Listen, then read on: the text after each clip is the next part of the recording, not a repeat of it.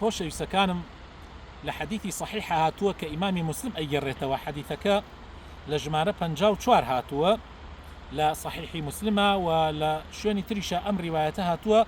رسول الله ئەفەرمێ صلى الله عليه وسلم ئەفەرمێ ناچنە بەهەشتەوە تا ئیمان نەهێنن، لا تدخلوا الجنة حتى تؤمنوا، ناچنە بەهەشتەوە تا ئیمان نەهێنن.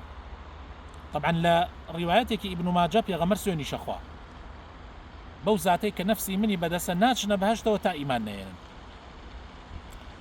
و ئیمانیش ناهێنن حتا یەکتریتان خۆش نەوێ، یعنی بە خۆشەویستی یەکتری ئیمانتان تەواوە بێ و بەو ئیمانەش ئەچنە بەهەشتەوە.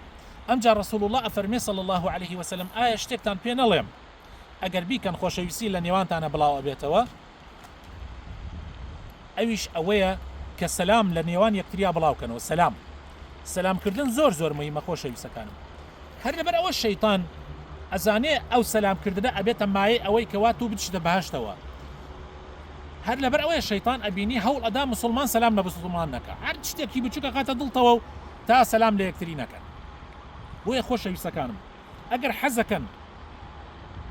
ئەگەر حەزەکەن ئیمانتان تەواو بێ ئەوە سەلام لە یەکتری بکەن، چونکە بەو سەلامە خۆشەویستی دروستە بێ لە نێوانتانە. خۆشەویستی ئەبێتە مایەی تەواوی ئیمانتان، تەواوی ئیمانتانیش ئەبێتە مایەی ئەوەی کەوا بچنە بەهەشتەوە. لەبەرەوە ئازیزەکەم هەوڵدا ئەم لە دەست خۆت مەدە، ئەم نیعمەتە لە دەست خۆت مەدە. ڕێگای بەهەشت ئاسانە ئەگەر خوا بۆتی بکاو خۆتیش هیممەتێ بکەیت. والسلام عليكم ورحمة الله وبركاته.